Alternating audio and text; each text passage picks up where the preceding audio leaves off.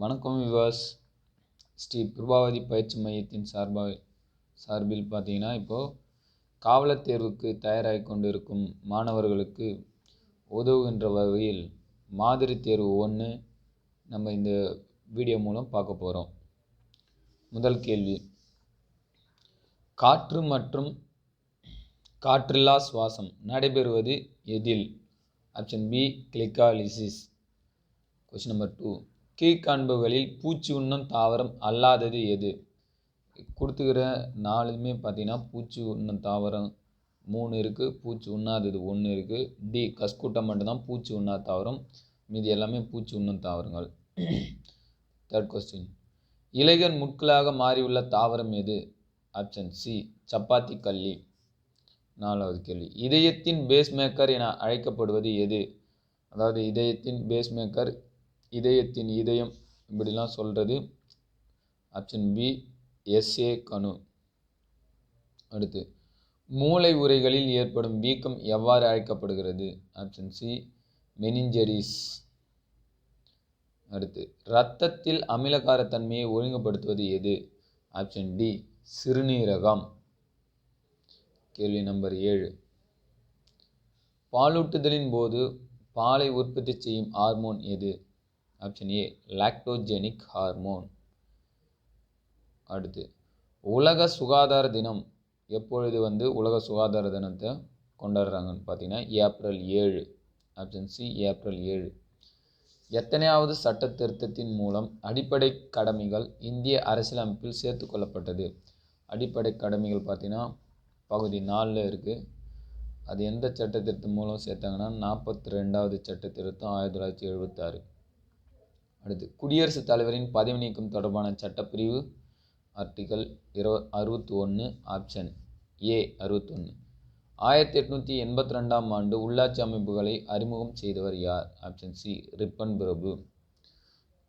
அடுத்து, இந்திய குடியுரிமை சட்டம் இயற்றப்பட்ட ஆண்டு என்ன? Option C 1955. 13வது கேள்வி, இந்திய உச்ச நீதிமன்றம் உருவாக்கப்பட்ட ஆண்டு என்ன? டி ஜனவரி 28, 1950. அடுத்து, நிலநடுக்க கோட்டு தாழ்வழுத்த மண்டலத்தை நோக்கி வீசும் காற்றுகள் எது? ஆப்ஷன் பி வியாபார காற்றுகள். 15வது கேள்வி, இந்தியாவில் ரயில் போக்குவரத்து இல்லாத மாநிலம் எது? Option D Meghalaya. 16வது கேள்வி, தமிழ்நாட்டில் மயில்களுக்கான சரணாலயம் எங்குள்ளது? Option A Viralimalai. Question number 17, எகிப்தின் நன்கொடை என அழைக்கப்படும் ஆறு எது? ஆப்ஷன் ஏ நைல் நதி. கேள்வி எண் 18, தமிழ்நாட்டில் மிக அதிக மழை பெறும் பகுதி எது? ஆப்ஷன் பி சின்ன கல்லார். அடுத்து கொஸ்டின் நம்பர் 19, நாட்டின் மொத்த உள்நாட்டு உற்பத்தியை கணக்கிடும் முறை எது? உள்நாட்டு உற்பத்தியை பார்த்தீங்கன்னா செலவின முறை, வருமான முறை, மதிப்பு கூட்டு முறை, இந்த 3 முறைகளிலும் கணக்கிடுவாங்க. ஆன்சர் டி அனைத்தும். கேள்வி நம்பர் 20, உலக வர்த்தக அமைப்பின் தலைமையகம் எங்கு அமைந்துள்ளது? Option D Geneva. 21வது கேள்வி, இந்தியாவில் முதலாக வருமான வரியை அறிமுகம் செய்தவர் யார்? Option C James Wilson. கேள்வி 22, பணத்தின் சிக்கலும் அதன் தீர்வும் என்ற நூலின் ஆசிரியர்? Option D doctor B R. Ambedkar. அடுத்து 23வது கேள்வி, காந்தி எந்த ரயில் நிலையத்தில் முதல் வகுப்பு பெட்டியில் இருந்து வலுக்கட்டாயமாக வெளியேற்றப்பட்டார்? ஆப்ஷன் பி பீட்டர் மாரிஸ்பர்க். 24வது கேள்வி, இந்தியாவில் முதல் தேர்தல் நடைபெற்ற ஆண்டு என்ன? Option A 1920. 25வது கேள்வி, வேலூர் கழகத்தை அடக்கிய ஆங்கிலேய தளபதி யார்? Option D colonel Gillespie. கேள்வி 26, அச்சு இயந்திரத்தை கண்டுபிடித்தவர் யார்? Option C Gutenberg. 27வது கேள்வி, சிந்துக்கு தந்தை என்று பாரதிதாசன் யாரை புகழ்ந்து பாடியுள்ளார்? Option D Bharathiyar. கேள்வி 28, கடைச்சங்க காலத்தில் எழுதப்பட்ட எழுத்துக்கள் எவ்வாறு அழைக்கப்பட்டன? Option A கண்ணெழுத்துக்கள். அடுத்து 29வது கேள்வி. கீழ்காணும் இசைக்கருவிகளில் நரம்பு கருவி எழுது. சாளரா, முழவு, குழல் இதெல்லாம் பார்த்தீங்கன்னா நரம்பு கருவியில் வராது. யாழ் தான் நரம்பு கருவி. யாழ், வீணை இதெல்லாம் நரம்பு கருவியில் வரும். 30. இலக்கண குறிப்பு தருக. ஆடு, கொடி. ஆப்ஷன் ஏ வினைத்தொகை. முக்காலத்தையும் குறிக்கும் ஆடு, கொடி. 31வது கேள்வி. தீப நகரம் என அழைக்கப்படுவது எதுன்னு பார்த்தீங்கன்னா ஆப்ஷன் டி திருவண்ணாமலை. 32வது கேள்வி. உலகிலேயே வலிமையான அமிலம் எது? Option C HFSO3. 33வது வினா. நவீன தனிம வரிசை அட்டவணையில் நைட்ரஜன் குடும்பம் எந்த தொகுதியை சார்ந்தது? தொகுதி 15. Option C 15. 34வது வினா. அணுகுண்டுவின் தந்தை என அழைக்கப்படுபவர்? Option A Taylor. 35 கேள்வி. வளிமண்டல காற்றின் அழுத்தத்தை துல்லியமாக அளவிட பயன்படும் பாராமானி எது? Option C பார்ட்டின் பாராமானி. 36வது கேள்வி. ஒரு செவ்வக அறையில் இரு அடுத்தடுத்த சுவர்களில் இரு சமதள ஆடிகள் பொருத்தப்பட்டுள்ளன எனில் உருவாகும் பிம்பங்களின் எண்ணிக்கை 3. ஸோ 2 கண்ணாடியிலும் 2 உருவம் தெரியும்.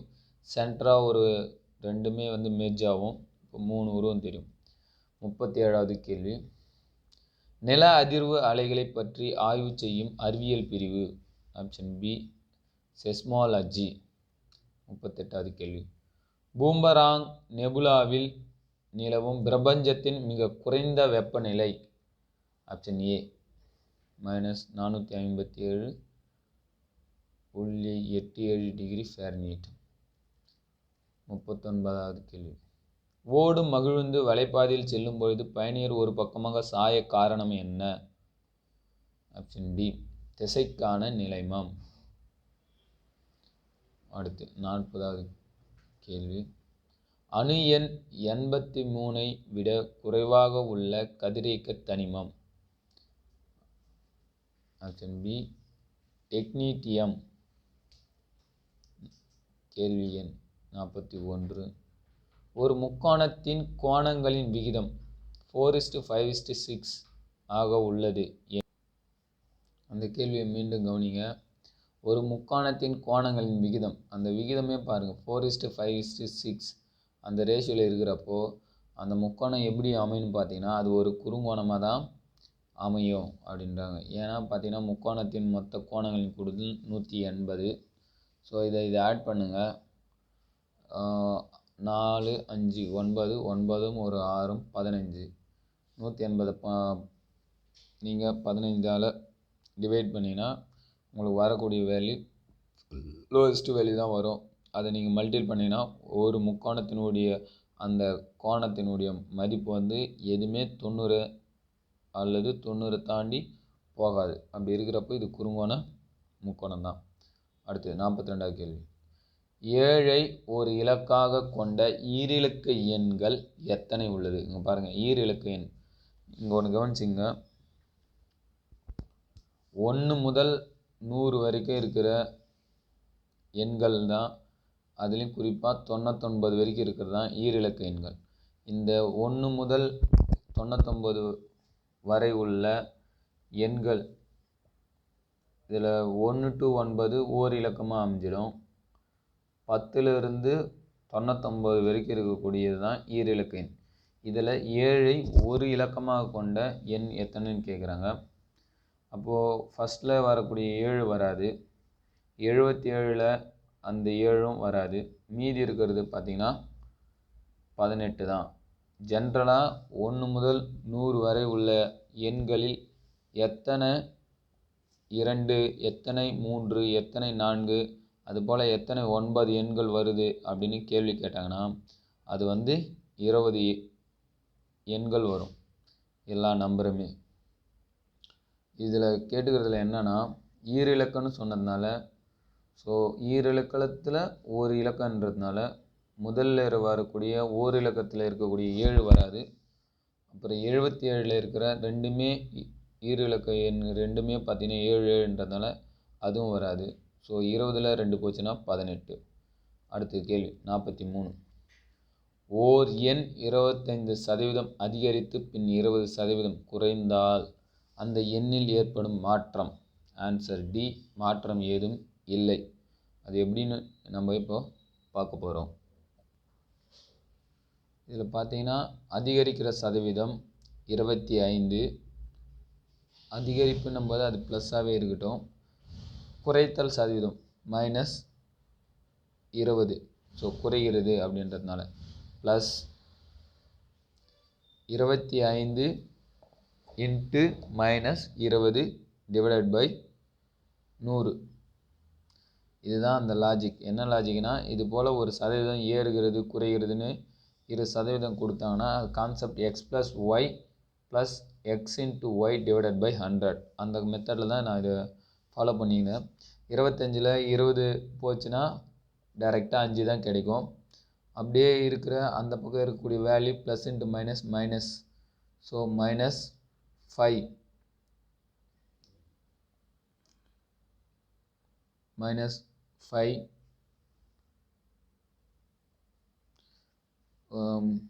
ஏன்னா மேலே இருக்கக்கூடிய 25யும் இன்ட்டு 20ல் ஒரு 0க்கு ஒரு 0 கேன்சல் பண்ணிடலாம். மீதி இருக்கிறது 5 5 5 அடிச்சிங்கன்னா 5 25 5.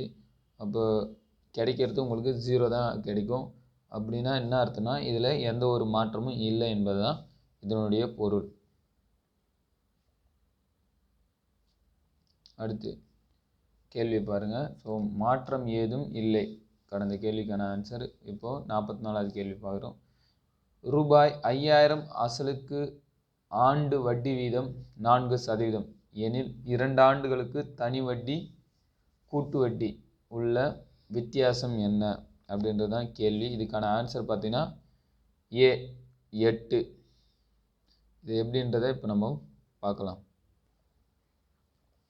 இப்போ பாருங்கள், 2 ஆண்டுகளுக்கு தனி வட்டிக்கும் கூட்டு வட்டிக்கும் உள்ள வித்தியாசம் கேட்குறாங்க. இது போல் 2 ஆண்டு சொல்லிவிட்டு தனி வட்டிக்கும் கூட்டு வட்டிக்கும் வித்தியாசம்னு கேட்டாவே அதுக்கு ஃபார்முலா இருக்குது. அது கான்செப்ட் என்னென்னா PR² டிவைடட் பை 100². இதுதான் அதுக்கான ஃபார்முலா. ஸோ இங்கே இருக்கிற பிரின்சிபல் வேல்யூ அசல் தான் P, வட்டி தான் R. அப்படியே நம்ம எடுத்து போட வேண்டியதான். அமௌண்ட் எவ்வளோ சொல்லியிருக்காங்க, 5000 இன்ட்டு R², வட்டி 4 இன்ட்டு 4 டிவைடட் பை 100², 100 இன்ட்டு 100. நம்ம பாருங்கள், இந்த 2 0க்கு மேலே இருக்கிற 2 0 கேன்சல் பண்ணிடலாம். மறுபடியும் ஒரு 0 கேன்சல். மீதி இருக்கிறது நம்ம அடிக்க தந்தாலும் அடிச்சிடலாம். 1 5 5, 2 5 10. இந்த 2 அடிக்கலாம். 4 2 8, வெறும் 8 மட்டும்தான் இருக்கும். ஸோ அந்த வித்தியாசம் எவ்வளோனா ரூபாய் 8. ஆன்சர், அதுக்கான ஆன்சர் பார்த்தீங்கன்னா, ஸோ அது இந்த கேள்விக்கான விடை பார்த்தீங்கன்னா ஏ 8. அடுத்து பாருங்கள். 1 முதல் 100 வரை ஒற்றை எண்களின் கூடுதல் மதிப்பு என்ன அப்படின்றதான் கேள்வி. ஸோ இதில் வந்து 1 முதல் 100 அப்படின்னு சொல்லியிருந்தாங்கன்னா நம்ம அதில் இருக்கக்கூடிய ஒற்றை எண்கள் பார்த்திங்கன்னா 1 3 5 7 இன்ட்டு அப் டு 99 வரைக்கும் நம்ம கன்சிடர் பண்ணிக்கலாம். ஆனால் அவங்க என்ன கேட்குறாங்கன்னா முதல் ஒற்றை எண்ணே சொல்லிட்டாங்க. அப்போ எல்லாமே என்னென்னா இது போல் 100 எண்கள் எழுதுகிறோம். முதல் 100 ஒற்றை எண்கள் எழுதிட்டு அதனுடைய கூடுதல் மதிப்பு என்னன்னு கேட்குறாங்க. ஒற்றை எண்கள் கூடுதலுக்கான ஃபார்முலானா n². அப்போ இங்கே எவ்வளோ சொல்லியிருக்காங்கன்னா 100. 100க்கு ஸ்கொயர் எடுத்தால் முடிஞ்சுது. அப்போது 2 0 ஆட் ஆகும். அப்போது இதுக்கான ஆன்சர் 10,000. ஏன்னா ஒற்றை எண்களின் கூடுதலுக்கான ஃபார்முலா n². ஸோ 100க்கு ஸ்கொயர் எடுத்தால் நமக்கு இங்கே 10,000 கிடைக்கும்.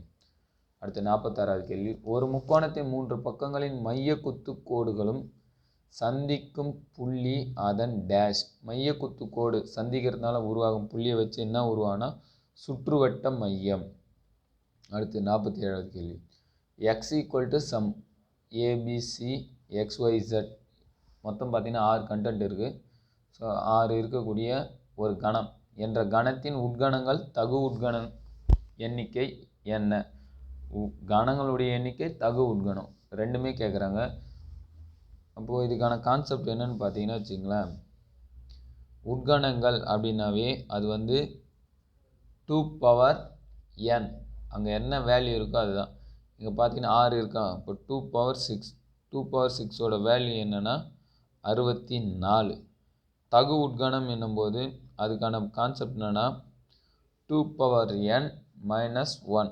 ஸோ இங்கே already 2n value 64. Empty set வராது, அதிலேருந்து ஒன்று கழிக்கிறோம் -1. 64 ஒன்று போச்சுன்னா 63.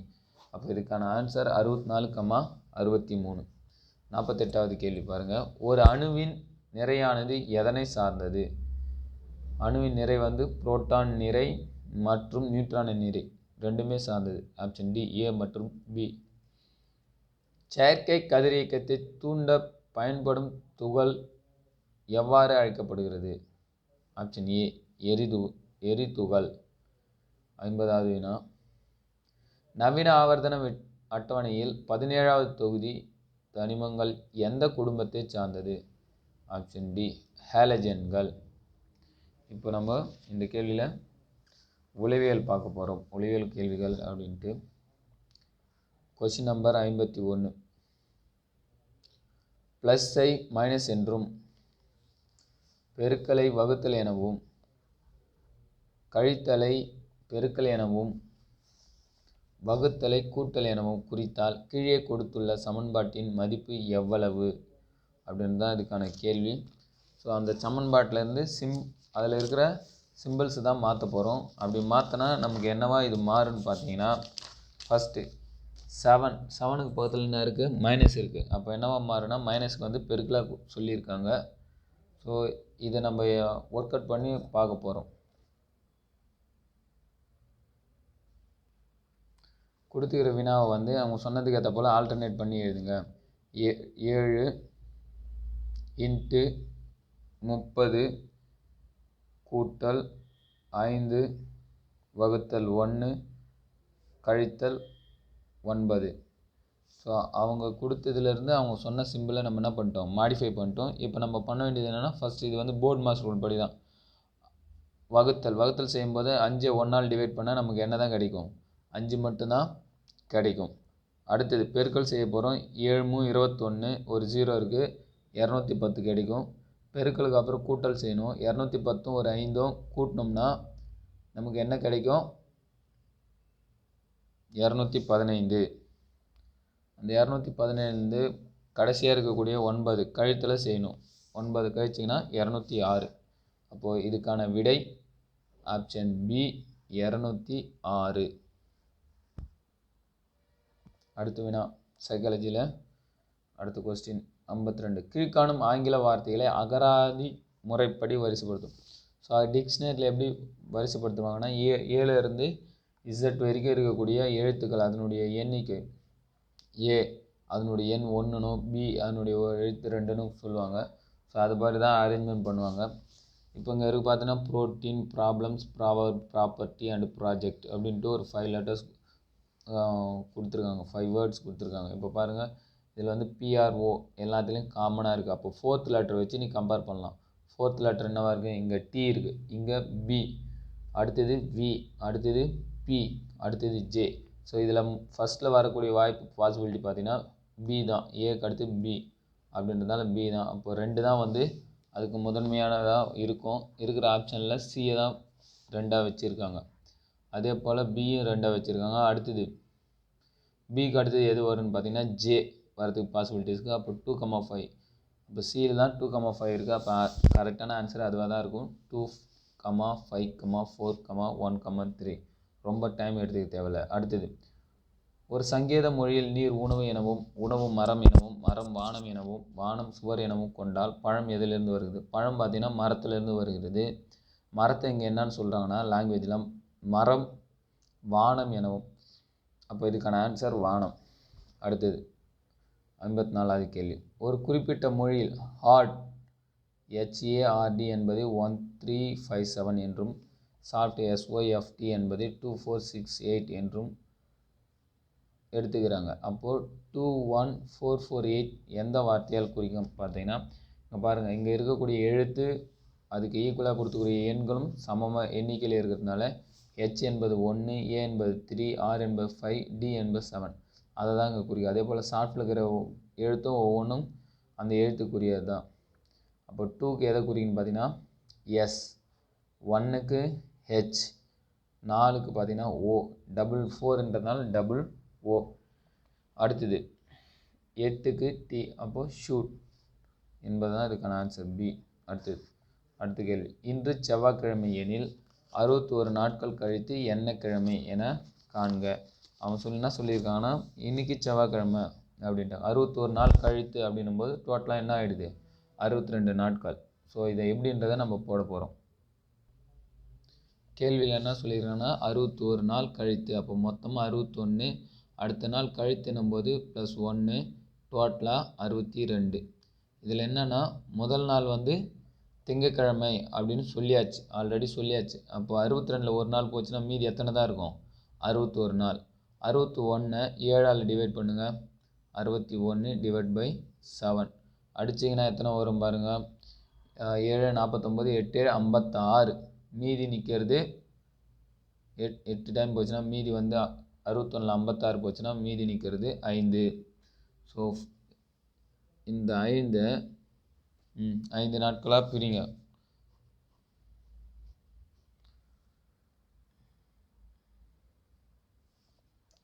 ஐந்து நாட்களாக நம்ம பிரிக்க போகிறோம். முதல் நாள் திங்கக்கிழமை சொல்லியாச்சு, அது நம்ம லிஸ்ட்லேருந்து ஒரு நாள் கழிச்சாச்சு. அடுத்து செவ்வாய், புதன், வியாழன், வெள்ளி, சனி. ஸோ முதல் நாள் வந்து செவ்வாயோட முடியுது. அப்போ மீதி இருக்கிறது செவ்வாய், புதன், வியாழன், வெள்ளி, சனி. இங்கே பார்த்தீங்கன்னா நமக்கு வந்து 61 நாளில் 56 நாட்கள் போச்சுன்னா மீதி. அப்போ இதுக்கான answer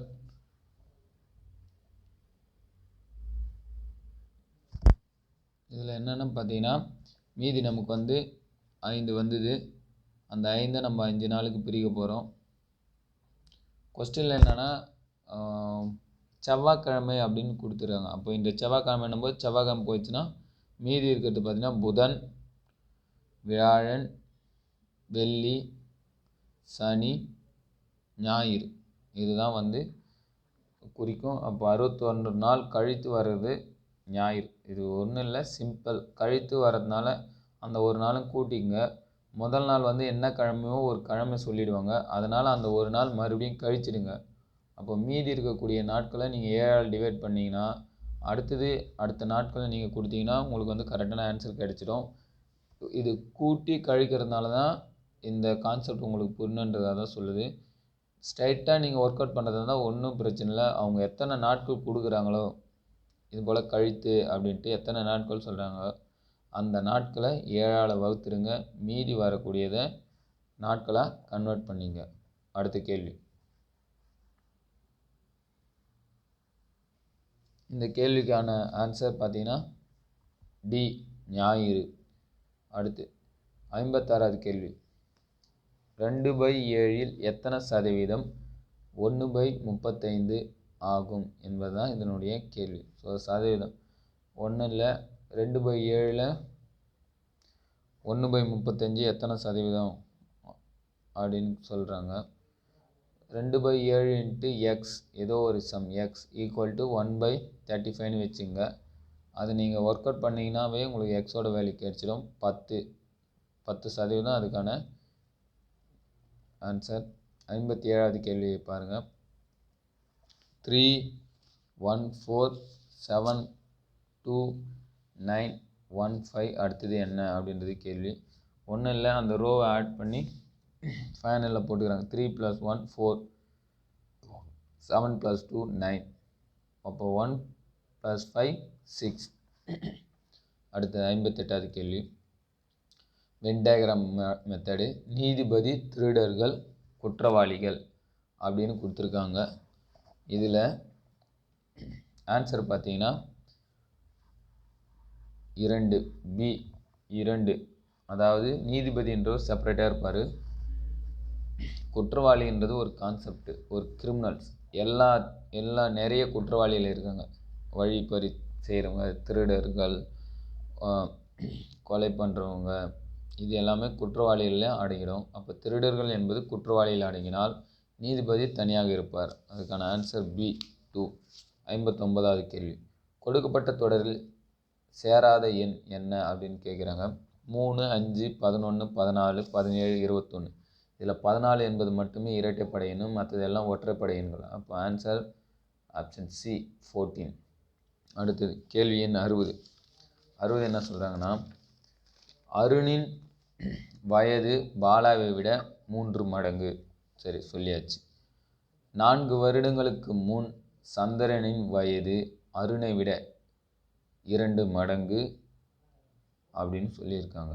so first Arun பாலாவை compare பண்ணுறாங்க, அடுத்தது சந்திரனையும் அருணனையும் கம்பேர் பண்ணுறாங்க 4 வருடங்களுக்கு முன். இன்னும் 4 வருடங்களின் பின் அருணனின் வயது 31 அப்படி இருந்தால் பாலா மற்றும் சந்திரனின் தற்போதைய வயது என்ன அப்படின்றதான் கேள்வி. ஸோ ஆப்ஷன் பாருங்கள். பாலாவின் வயது 9, சந்திரனின் வயது 50. இது எப்படி நம்ம சொல்கிறது, நீங்கள் எப்படி இதை கெஸ் பண்ணி அடிக்கலான்னு பார்த்தீங்கன்னா, கொடுத்துக்கிறது அருணன் வயது 31. இது 4 ஆண்டுகளுக்கு பின் அப்படின்னும் போது தான் அருணனுடைய வயது 31 அப்படின்னு சொல்கிறாங்க.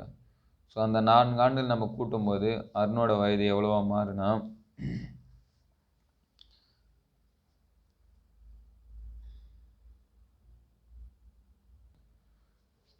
இப்போ பாருங்கள், அவங்க என்ன சொல்லியிருக்காங்கன்னா, அருண் வயது பாலாவை விட 3 மடங்கு. அப்போ பாலா 1னா அருண் 3. அருண் பாலா, இதில்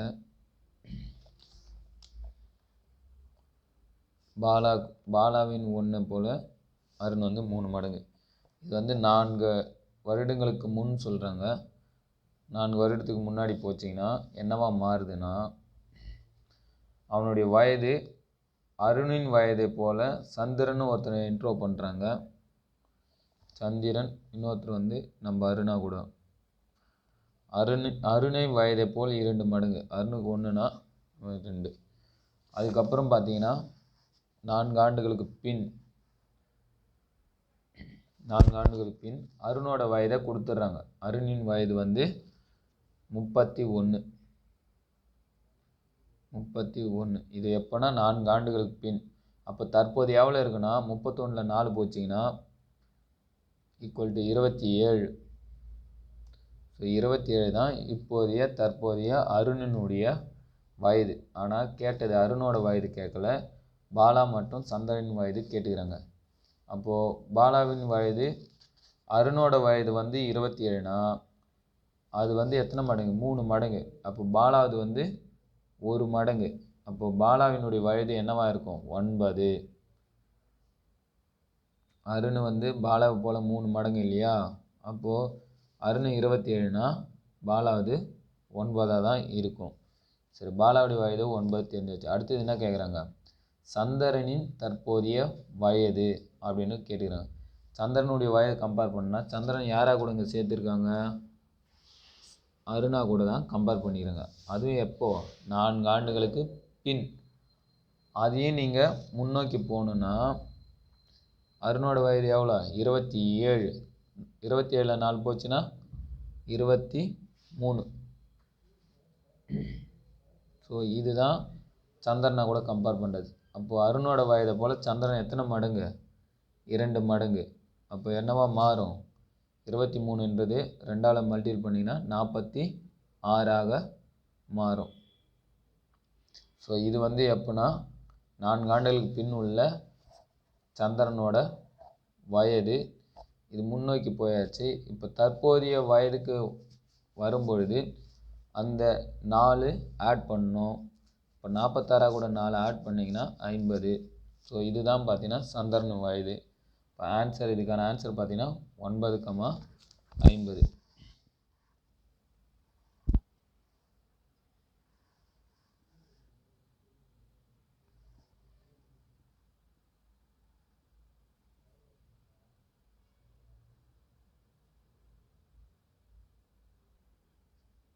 ஸோ இதுக்கான விடை பார்த்தீங்கன்னா பி, ஆப்ஷன் பி 9,50. அடுத்தது கேள்வி நம்பர் 61. காலியான இடத்தில் வரும் எண் எது அப்படின்னு கேட்குறாங்க.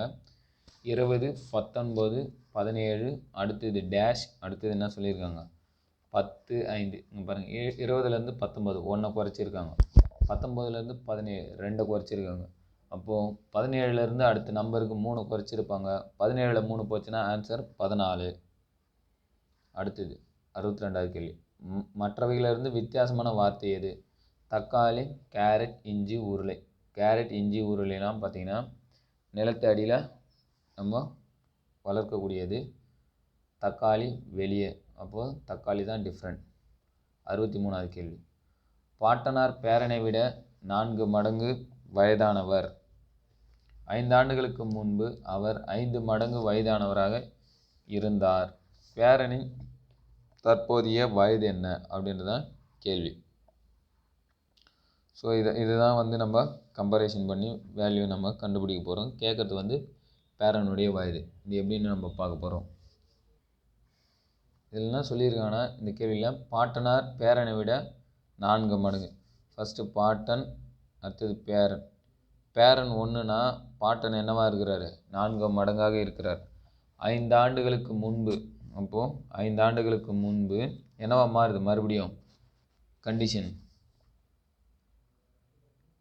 5 மடங்காக வயதானவராக இருக்கிறார். அப்போ பேரன் 1, அகெயின் பேரன் 1னா இவர் என்னவா மாறுது? 5ஆக மாறுகிறது.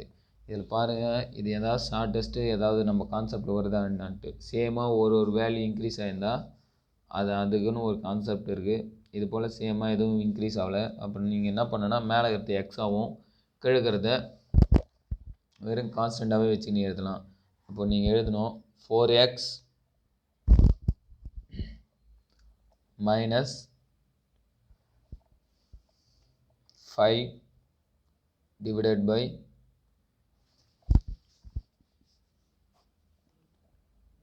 x minus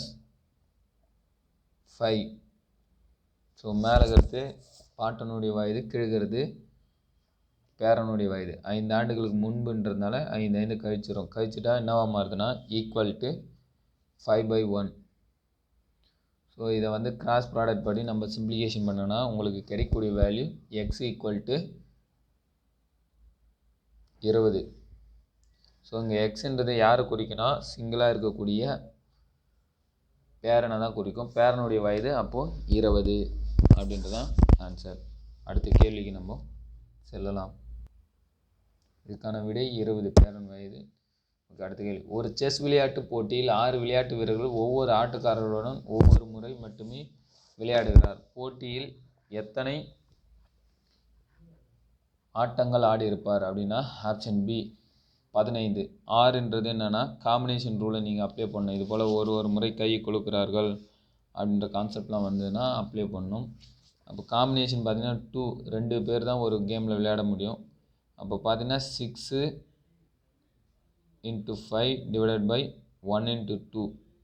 இதை சிம்பிளிஃபிகேஷன் பண்ணிங்கன்னா 6 2ஆல் அடிச்சிட்டிங்கன்னா மீதி 3 கிடைக்கும். 3 × 5 15. அதாவது காம்பினேஷன் ரூலு நீங்கள் அப்ளை பண்ணிங்கன்னா கிடைச்சிடும். 15 தான் அதுக்கான ஆன்சர். அடுத்தது 65வது. சரியான விடையை தேர்ந்தெடுக்கும். CVUB = BUBC. அப்படியே என்ன பண்ணிடுறாங்கன்னா ஆப்போசிட்டில் ரைட்லேருந்து லெஃப்ட் டு ரைட்டாக மாற்றி எழுதியிருக்காங்க. அதே தான் இங்கேயும் நம்ம பண்ண போகிறோம். QJOIன்றதை IOJQ அப்படின்னு எழுத போகிறோம். அப்போ ஆப்ஷன் பார்த்தீங்கன்னா பி. அடுத்தது 66வது. அடைப்புக்குறியில் இருக்க வேண்டிய வார்த்தையை பூர்த்தி செய்வோம். இங்கே பாருங்கள் 3 1. 3ன்றது சியும், 1ன்றது ஏவும் குறிக்கும், 7ன்றது ஜியும், 5ன்றது ஈயும் குறிக்கும். அப்போ அங்கே நம்பருக்கு ஏற்ற ஆல்ஃபபெட்ஸ் போட்டிங்கனாவே போதும். அப்போது 8 ஹெச்ஏ குறிக்கும், 9 ஐஏ குறிக்கும், 4 டிஏ குறிக்கும், 5 ஈஏ குறிக்கும். அப்போ 8 அப்படின்றதான் இதுக்கான ஆன்சர். சி, ஆப்ஷன் சி தான் இதுக்கான ஆன்சர். அடுத்து 67 பாருங்கள். ஒரு நம்பர் சீரீஸ் கொடுத்துறாங்க. கொடுக்கப்பட்ட எண் 5 8 9 4 3 2 7 6 1 4. இதில் முதல் 2ஆம் எண்கள் ஒன்றின் இடத்தில் மற்றொன்று இன்டர்சேஞ்ச் ஆகுது. 3 4 5 6 இதே போன்று மற்ற எண்களும் இடம் மாற்றுகின்றன. ஸோ மாற்றிடுறோம் ஃபுல்லாக. மாற்றிட்டு இடப்புறத்திலிருந்து 6வது இடத்தில் உள்ள எண் என்ன அப்படின்னு பார்த்தீங்கன்னா, அந்த எண்ணை டோட்டலாகவே என்ன பண்ணுறாங்கன்னா சேஞ்ச் பண்ணுறாங்க. எப்படி சேஞ்ச் ஆகுதுன்னா, அதை இன்டர்சேஞ்ச் பண்ணும்போது அந்த வரிசை எப்படி அமையுதுன்னு பார்த்தீங்கன்னா, நமக்கு கொடுத்துக்கிற நம்பர் பார்த்தீங்கன்னா 5 8 9 4 3 2 7 6 1 4.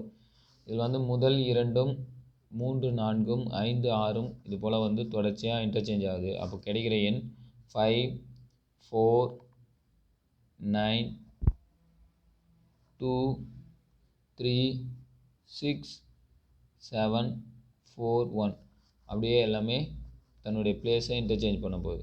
அவங்க என்ன சொல்கிறாங்கன்னா, இடப்புறத்திலிருந்து 6வது இடப்புறத்திலிருந்து 6வது எந்த எண் நம்பர் இருக்குன்னா நம்பர் 3. ஆப்ஷன் ஏ 3 தான் அதுக்கான ஆன்சர்.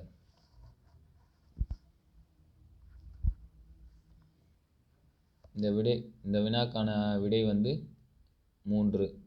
அடுத்து 68வது கேள்வி. ஒரு வேளை Z என்பது 52 சமமானால் ஆக்ட் என்பது 48க்கு சமமானால் பேட் என்பது எதற்கு சமமாக இருக்கும் அப்படின்னு தான் கேள்வி.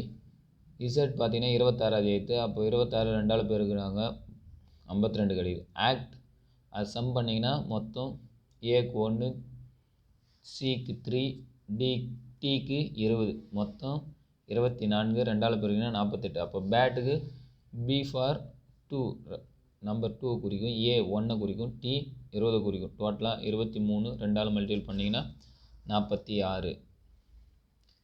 அடுத்த வினா 69வது கேள்வி. ஒரு வேளை ரோஜாவை சூரியகாந்தி பூ என்றும் சூரியகாந்தி பூவை தாமரை என்றும் தாமரையை லில்லி மலர் என்றும் லில்லியை பாப்பி என்றும் பாப்பியை ஃபெர்ரன் என்றும் அழைத்தால் மலர்களின் அரசி யார்?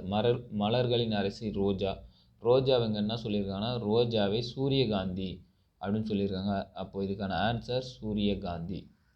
அடுத்து 70வது பாருங்கள். Alphabet series. இது வந்து ஃபஸ்ட்டு ஒரு டேஷ் கொடுத்துட்டாங்க. A dash B dash A BBA dash BA B dash ABB அப்படின்னு கொடுத்துட்டாங்க. இது போல் சம்ஸுக்கெலாம் பார்த்தீங்கன்னா ஃபஸ்ட்டு கொடுத்துக்கிற எண்ணிக்கை எத்தனைன்றதை எண்ணி பாருங்கள். 2 4 6 8 10 12 14 16 17 மொத்தமாக இருக்கிறது. அதை வந்து நம்ம என்ன பண்ண போகிறோம், நம்மளுடைய தேவைக்கு ஏற்றா போல் 3 3ஆகவோ அல்லது 4 4ஆகவோ அப்படி மாதிரி நம்ம பிரிக்கலாம். ஸோ இதை வந்து நம்ம ஃபஸ்ட்டு 3 3ஆக பிரிக்கிறோம், பிரித்து பார்க்குறோம். எப்படின்றத இப்போ நம்ம பார்க்க போகிறோம்.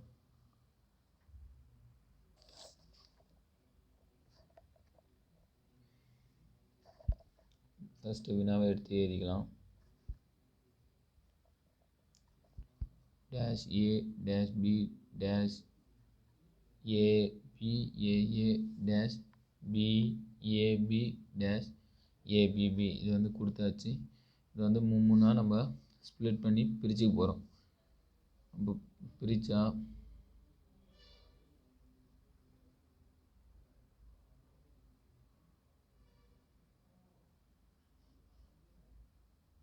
ஏதாவது நமக்கு ஒரு ஐடியா கிடைக்குதா அப்படின்றத நம்ம செக் பண்ணுறதுக்காக நம்ம 3 3ஆக பிரிச்சுக்கிறோம்.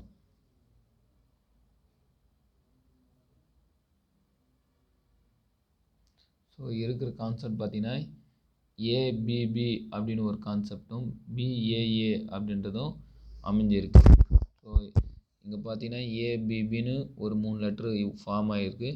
பிஏஏன்ட்டு ஒரு 3 லெட்ரு ஃபார்ம் ஆகிருக்கு. அப்போ வரக்கூடிய இந்த ஸ்டேட்மெண்ட் எல்லாமே அப்படி தான் இருந்திருக்கும். இனிஷியலாக ஸ்டார்ட் பண்ணும்போது ஏ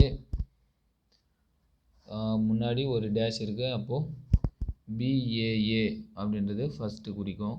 அதுக்கு அடுத்தது எதை போடணுன்னா நம்ம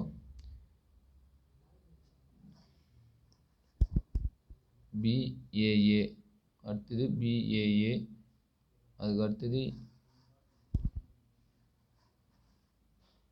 பிபிஏ, அதுக்கு அடுத்து பார்த்தீங்கன்னா பிபிஏ, அடுத்தது ஏபிபி. ஸோ இதுதான் அப்படியே மாறி மாறி அமைஞ்சிருக்கு. அப்போ இதுக்கான answer BA BBA option D வந்து இதுக்கான ஆன்சராக அமையும்.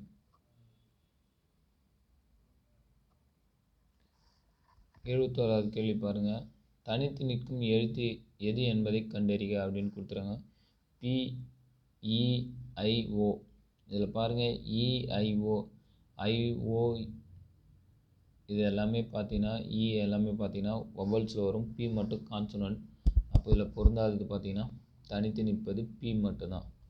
அடுத்து 72வது கேள்வி. A மற்றும் B சேர்ந்து ஒரு வேலையை 4 நாட்களில் முடிப்பார். A மட்டும் அதே வேலையை 12 நாட்களில் முடிப்பார் எனில் B மட்டும் அந்த வேலையை முடிக்க ஆக்கும் நாட்கள். B மட்டும் அல்லது A மட்டும் இது போல் கேள்வி வந்ததுன்னா இது வந்து மைனஸ் கான்செப்ட் மெத்தடில் நம்ம இதை வந்து அப்ளை பண்ணலாம். அப்போ பார்த்தீங்கன்னா இதுக்கான ஆன்சர் வந்து 6. எப்படி நம்மன்றதை இப்போ ஒர்க் அவுட் பண்ண போகிறோம். அங்கே கொடுத்துக்கிற எண்கள் பார்த்தீங்கன்னா ஒன்று 4 நாட்கள், இன்னொன்று 12 நாட்கள். ஸோ இதை வந்து ஃபஸ்ட்டு ப்ராடக்டில் எழுத வேண்டியதான். 4 × 12 இது போல் மட்டும் தனியாக செய்கிறார் அப்படிலாம் வந்ததுன்னா டிவைடட் பை அந்த வேல்யூ மறுபடியும் கழிச்சிடணும். 12 - 4. அப்போ இதை சிம்பிளிஃபை பண்ணிங்கன்னா என்ன வரும் பாருங்கள். 4 × 12 டிவைடட் பை 12ல் 4 போச்சுன்னா 8 அப்படிங்க. 2 கட் பண்ணிங்கன்னா 6. ஸோ இதுக்கான ஆன்சர் பார்த்தீங்கன்னா 6. அடுத்த கேள்வி 73வது கேள்வி. ரூபாய் 20க்கு வாங்கப்பட்ட ஒரு பொம்மை ரூபாய் 10க்கு விற்கப்படுவதால் ஏற்படும் நஷ்ட சதவீதம். ஈஸியான கேள்வி. பாதிக்கு பாதி நஷ்டமாகுது. அப்போது 50%. டி 50%. 74வது கேள்வி. பயணி, ரயில், பேருந்து இவற்றை தொடர்புபடுத்தும் படத்தை விவரிக்கவும். பயணி பார்த்தீங்கன்னா ரயில்லையும் இருப்பாங்க, பேருந்துலையும் இருப்பாங்க. அப்போது பார்த்தீங்கன்னா இதுக்கான ஆன்சர் ஆப்ஷன் சி. சென்டராக இருக்கிறவங்க பயணி, முன்னாடி இருக்கவங்க ரயில், பின்னாடி இருக்கிறவங்க பேருந்துன்னு கூட வச்சுங்க. 2 பேருக்குமே அவங்க வந்து ஈக்குவலாக இது பண்ணுவாங்க. அடுத்தது 75வது கேள்வி. 12 மணி 5 நிமிடங்கள் என்பதை அதுக்கு இடைப்பட்டு இருக்கக்கூடிய பெரிய முள்ளுக்கும் சின்ன முள்ளுக்கும் இடைப்பட்டு இருக்கும் கோணத்தினுடைய மதிப்பு கேட்குறாங்க. ஸோ 15/5 என்னும்போது அது அந்த முள் பார்த்தீங்கன்னா 15/5 சின்ன முள்ளும் பெரிய முள் பார்த்தீங்கன்னா 1லையும் இருக்கும். அப்போ 1க்கும் 12க்கும் இடையில் எத்தனை கோணம் இருக்குன்னா 30 இருக்கும். 5 நிமிடத்துக்கு உண்டான 2.5 கோணத்தை வந்து கழிச்சிட்டோம்னா மீதி இருக்கிறது 27.5 டிகிரி. ஸோ 30ல் 2 போச்சுன்னா 27. அடுத்து 76வது கேள்வி. ஒரு ஆணை பார்த்து உஷா அந்த ஆண் எனது அம்மாவுடைய ஒரே மகளுடைய மகன் என்று கூறுகிறார் எனில் அந்த ஆணுக்கும் உஷாவுக்கும் என்ன உறவு அப்படின்றதான் கேள்வி. ஸோ இதை நம்ம எப்படி ஒர்க் அவுட் பண்ணலான்னா இங்கே பாருங்கள். இதில் வந்து யாருன்னா ஒரு ஆணை பார்த்து உஷா தான் சொல்கிறாங்க. அப்போது அந்த ஆணுக்கும் அந்த உஷாவுக்கும் என்ன ரிலேஷன் அப்படின்றத இங்கே குறிக்கிறாங்க. உஷா என்பதை ஒரு பெண் அப்படின்னும், ஒரு ஆண் அது யாருன்னு தெரியாது. இது மட்டும் நமக்கு நல்லா தெரியும். இது வந்து யார்? உஷா. சரி, கேள்வியில் என்ன சொல்கிறாங்க பாருங்கள். அந்த ஆண் எனது அம்மாவினுடைய ஒரே மகளுடைய மகன். உஷாவுக்கு ஒரு அம்மா இருக்காங்க. அந்த அம்மாவினுடைய ஒரே மகளுடைய, அப்போ அது வந்து உஷாவை தான் குறிக்கும். ஒரே மகளுடைய மகன், அப்போது உஷாவுடைய மகன் தான் அந்த ஆண். அப்போது அந்த மகனுக்கும் உஷாவுக்கும் என்ன வரும்னா உஷா அம்மா, அந்த பிள்ளை வந்து அவனுடைய பிள்ளை தான் அந்த ஆண். அப்போது இதுக்கான ஆன்சர் பார்த்தீங்கன்னா மகன். Option B. இதுக்கான ஆன்சர் பார்த்தீங்கன்னா ஆப்ஷன் பி மகன். அடுத்து 77வது கேள்வி. கோபி சரணிடம் ஒரு ஆணை காண்பித்து இவர் என் அப்பாவின் மனைவியின் ஒரே மகளின் மகன் என கூறினார் எனில் கோபிக்கும் அந்த ஆணுக்கும் உள்ள உறவு என்ன? உறவு பார்த்தீங்கன்னா மருமகன் என்ற உறவு. இப்போ நம்ம போட்ட மாடல்லே தான் இதையும் நம்ம பார்க்கணும். ஓகேங்களா? இதில் என்னென்னா கோபின்னு ஒரு கேரக்டர் இருக்கார். அதுக்கு அடுத்தது பார்த்தீங்கன்னா சரண்னு ஒருத்தர் இருக்கார். அதுக்கு அடுத்து என்ன சொல்கிறாங்கன்னா ஒரு ஆணை காமிக்கிறாங்க, அதான் இந்த ஆண். இதில் என்ன கண்டிஷன் சொல்கிறாங்கன்னா இங்கே பாருங்கள். ஒரு ஆணை காண்பித்து இவர் என் அப்பாவின், இப்போ கோபி தான் சொல்கிறாரு சரணுக்கிட்ட, இவர் என் அப்பாவின், அப்போது கோபியோட அப்பா ஒருத்தர். மனைவி, அப்போது இவங்க மனைவி. கோபி அப்பாவின் மனைவியின் ஒரே மகள். அப்போ இவங்களுக்கு ஆல்ரெடி கோபின்ற ஒரு ஆண் இருக்கான். ஒரே மகள்னா இன்னொரு பெண் கூட இருக்கலாம். மகள், ஒரே மகளின் மகன்.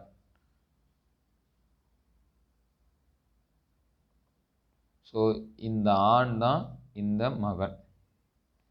இப்படி சொல்லிட்டாரு. எனில் கோபிக்கும் அந்த ஆணுக்கும் என்ன ஒரு கோபியோட சகோதரனுடைய மகன். அப்போது கோபிக்கும் அந்த ஆணுக்கும் என்ன உறவுனா மாமன் மச்சான், அதாவது மருமகன் என்ற உறவு. இங்கே இருக்கிற ஆன்சரில் மருமகன் என்றது தான் இதுக்கான ஆன்சர் வரும். ஸோ இந்த 77வது கேள்விக்கு ஆன்சர் என்னென்னா பி, மருமகன். அடுத்தது 78 பாருங்கள். A_BB C_AA B_CC A_BBCC.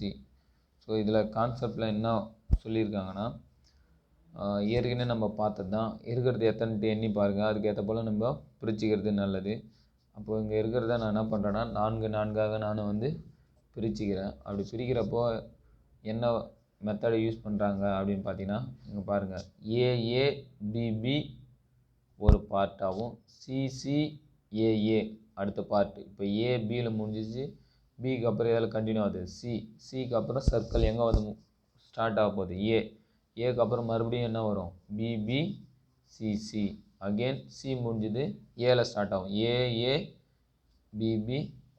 அதுக்கு அடுத்தது சிசியில் ஆரம்பிக்குது, அதுக்கு அடுத்து எழுத்து இல்லாதனால அதோட கட் பண்ணியிருக்காங்க. அப்போ இதுக்கான ஆன்சர் என்னென்னா பி, இடையில் வர்றது பி தான் அதுக்கு சூட்டபுளான ஆன்சர். அடுத்து 79வது கேள்வி. தரப்பட்ட விவரங்கள் என்ன சொல்கிறேன்னா, எல்லா நிலாக்களும் பூமிகளாக உள்ளன, எல்லா நட்சத்திரங்களும் பூமிகளாக உள்ளன. இப்போ நிலாவும் நட்சத்திரமும் பூமிகளாக இருக்குது. அப்போ நிலாவும் நட்சத்திரமும் பூமிக்குள்ளே இருக்குது. ஆனால் நிலாவுக்கும் நட்சத்திரத்துக்கும் எந்த ஒரு உறவும் இல்லை பை த கண்டிஷன் படி.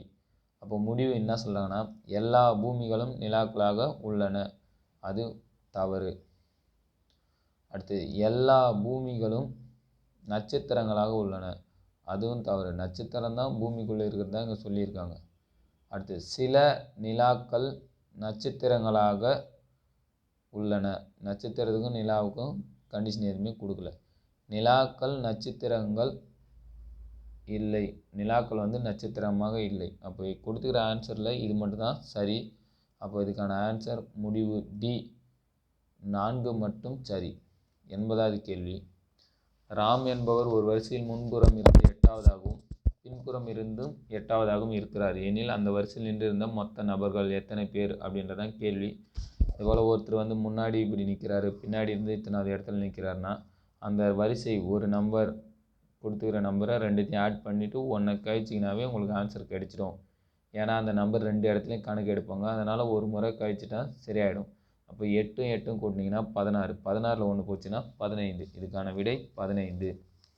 ஸோ நம்ம ஸ்ரீ பிரபாவதி கோச்சிங் மையத்தினுடைய மாடல் எக்ஸாம் 1 நம்ம ஃபுல்லாக ரிவ்யூ பண்ணி பார்த்தோம். இதில் உங்களுக்கு ஏதேனும் சந்தேகங்கள் ஏதேனும் இருந்ததுன்னா கமெண்டில் தெரிவிங்க. இது உங்களுக்கு பயனுள்ளதாக இருக்குன்னு நாங்கள் நினைக்கிறோம். இந்த வீடியோ உங்களுக்கு மட்டும் பயனில்லாமல் இருக்காமல் மற்றவர்களும் பயன்படும்படி அனைவருக்கும் இதை ஷேர் பண்ணுங்கள். இந்த வீடியோ பிடிச்சிருந்தால் லைக் பண்ணுங்கள். ஃபஸ்ட்டு இது போல் வீடியோக்கள் தொடர்ந்து நீங்கள் பெறணுன்னா எங்களுடைய சேனலை சப்ஸ்கிரைப் பண்ணுங்கள். தேங்க்யூ.